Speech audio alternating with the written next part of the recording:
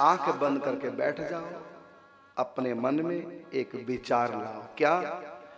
दृढ़ श्रद्धा विश्वास धैर्य धर, नित प्रति बारंबार करे। एक विचार करे, लेकिन नित प्रति करे, बारंबार करे। ये बारंबार और नित प्रति तभी होगा जब 3 गुण तुम्हारे पास। कौन कौन सा? दृढ़ श्रद्धा, विश्वास और धैर्य। 3 गुण नहीं है तो आप 2-4 दिन करोगे, छोड़ दोगे।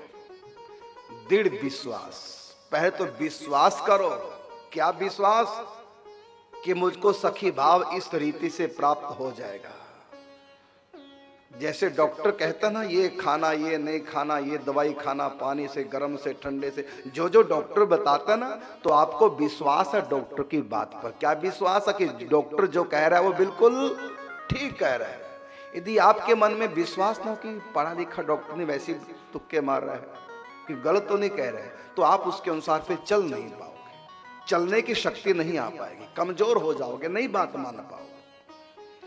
पहले दृढ़ विश्वास कर लें कि इस रीति से जो हमको बताई गई, दी गई, इसी रीति से भगवत प्राप्ति, रस की प्राप्ति होगी। प्रातः काल ही उठ के धार सके को भाव, जाए मिले निज रूप सो या को यही उपाव। एकमात्र यही रास्ता है, दूसरा कोई रास्ता नहीं। ये विश्वास हो कि जो हमको साधना दी गई ये बिल्कुल ठीक, और इसी रास्ते से हमको भगवत प्राप्ति होगी, ये विश्वास रहे। और श्रद्धा, श्रद्धा का अर्थ है मानना, और विश्वास का अर्थ है प्रत्यक्षवत मानना, ये विश्वास।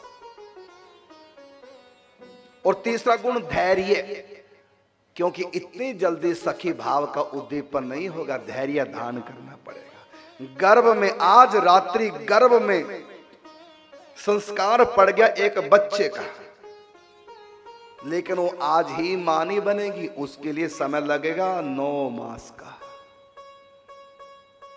और 9 मास का समय नहीं लगेगा, साथ में सावधानी भी करनी पड़ेगी। खान पान सब किसके अनुकूल? जीव के चटोरेपन के अनुकूल नहीं। गर्भ के बच्चे को क्या चाहिए, डॉक्टरों से सलाह लेंगे, डाइटिशियन से सलाह लेंगे। जो जो डाइट निर्धारित करेगा अथवा करेगी, चार्ट दिया जाएगा, उसके अनुसार ही खाना पीना, सोना। दाईं करवट से सोए के बाईं करवट से, कितना देर स्ट्रेट सोए, कितना बैठे, कितना उठे, सीढ़ियां चढ़े कि नहीं चढ़े, झाड़ू पोंछा चौका लगाएं कि नहीं लगाएं, ये सब कुछ तय हो जाएगा। कब? जब गर्भ में पहले दिन अंश आ जाएगा। ये तो ठीक है कि तुम मां बनोगी, लेकिन इतने से मां नहीं बनोगी। गर्भ में भले ही संतान आएगी, गर्भपात भी हो सकता है, अंदर बीमारी बच्चे को हो गई तो अबॉर्शन भी कराना पड़ सकता है। तो इतने से खुश नहीं हो जाना कि मैं मां बनने वाली हूं। अभी तुम्हारी 9 मास की और साधना है, और वो साधना तुमको अपने मन मर्जी के अनुसार नहीं करनी है। डाइटिशियन जो बताएगा, डॉक्टर जो कहेगा, एक तपस्या है 9 महीने की। इसी प्रकार गुरु दीक्षा देख करके गोपाल मंत्र, शरणागत मंत्र को सत्संग के द्वारा बीज डाल देता है। फिर साधना क्या? उसमें धैर्य रखना पड़ेगा। ये नहीं कि आज ही गर्भ में बालक आया, आज ही मैं मां बन जाऊं, बस आज ही बच्चा जन्म ले ले, आज आम का बीज लगाया, बस आज ही अंकुरित हो जाए, आज ही पुष्पित हो जाए, आज ही फलित हो जाए। इतना जल्दी नहीं, अभी तो आपको पेड़ के अनुसार पानी, खाद सब कुछ करना पड़ेगा। और इतना करके भी फल नहीं लगेगा, समय की भी प्रतीक्षा करनी पड़ेगी। यदि धैर्य नहीं हुआ, धैर्य शब्द यहां दिया गया है, धीरज धारण करो, धीरे धीरे रे मना, धीरे सब कुछ होए। माली सींचे 100 घड़ा, तब भी रुत आए फल होए। माली सोचे कि मैं ज्यादा खाद डाल दूं, ज्यादा पानी डाल दूं, जल्दी से फल लग जाए ना, वो तो जब उसका मौसम आएगा, मौसम के अनुसार। आजकल आम नहीं लगते, जितना मर्जी खाद पानी डाल दो, कब लगेंगे? जब सर्दी के मौसम के बाद, जब गर्मी का मौसम प्रारंभ होगा, तब आम लगेंगे। अभी कहां से लग जाएंगे? जितना मर्जी कर लो पेड़ के साथ, देसी घी भी डाल दो, तब भी आम लगने वाले हैं। वो तो मौसम आएगा। इसलिए कहा कि धीरे धीरे रे मना, धीरे सब कुछ होए। माली सींचे 100 घड़ा, रुत आए फल होए।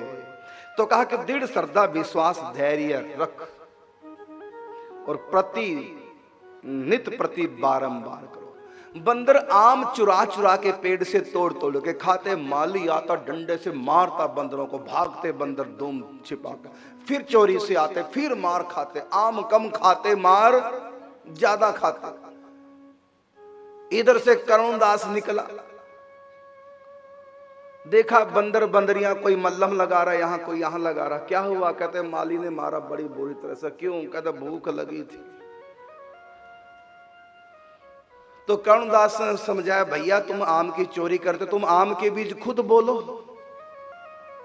लगा दो बीज, जंगल खड़ा कितना सरकारी, आम के बीज बो दो, फेंका मत, क्या करो बीजों को बो दो, पानी दो, धीरे धीरे आम लगेंगे, अपना घर का बगीचा तैयार को खाओ, कौन मार खाएगा, आम खाओ।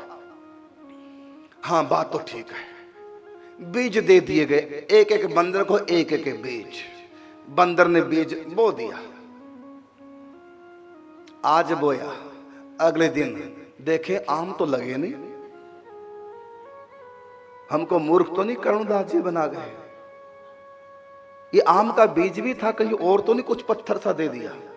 चलो उखाड़ के देखते हैं। सब बंदरों ने उखाड़ लिए बीज, देखा नहीं है तो बीज ही। फिर दोबारा ढक दिया। 2-4 दिन के बाद फिर कहा, अभी अंकुर तो फूटा नहीं, फूटेगा भी कि नहीं फूटेगा अंकुर, ये जमेगा भी कि नहीं, चलो एक बार उखाड़ के देख ले, फूटा कि नहीं देख लेते हैं। मिट्टी खोदी, फिर उखाड़ा, देखा हल्का सा अंकुर फूटा। हाँ भाई बात तो ठीक है, अब तो आम लगेंगे, चलो अब बो दो, बो दिया। 2-3 दिन के बाद फिर देखा वो अंकुर कितना बड़ा हुआ, ऊपर तो निकला ही नहीं धरती के, कहीं खराब तो नहीं हो, कहीं सड़ तो नहीं गए अंदर, कहीं बेकार वाला सस्ते वाला आम का बीज दे दिया हो करुणदास ने। देख लेते हैं कि बड़ा भी कि नहीं बड़ा। फिर उखाड़ दिया सबने, फिर देखा थोड़ा सा बड़ा हुआ था, और उसमें नीचे एक डंडी सी और निकल आई, मानो जड़। फिर दबा दिया। 2-4 दिन के बाद फिर आया मन में, जड़ कितनी लंबी हुई, उखाड़ के देखते हैं। फिर उखाड़ा तो जड़ भी सूख गई थी, वो अंकुर भी सूख गया था। बंदर बेचारे आज तक आम की खेती नहीं कर पाए। आम तो खाते हैं लेकिन मार के साथ खाते हैं। क्यों बताओ? कौन सा सद्गुण जो बंदरों के पास नहीं था, जिसके कारण से वो आम का बगीचा नहीं लगा पाए? कौन सा? धैर्य नहीं था, धैर्य नहीं था। अरे रुके रहो, धैर्य धारण करो, समय आएगा। माली सींचे सो गड़ा, रुत आए फल होए, समय आएगा, मौसम आएगा उसका। तू धैर्य धारण कर, तू अपना काम कर, बस समय समय पर पानी देता रहा, और एक दिन सब कुछ होगा। तो इसलिए सखी भाव का बीज संतों ने बो दिया। अब ध्यान का जल डालो और सत्संग का खाद डालते रहो, सत्संग सुनते रहो, सत्संग का खाद डालते रहो, ध्यान का जल डालते रहो, और फिर धीरे धैर्य भी धारण करो। रुको, थोड़ा रुको।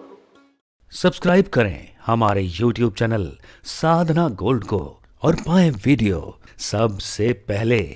और हाँ, बेल आइकन दबाना ना भूलें।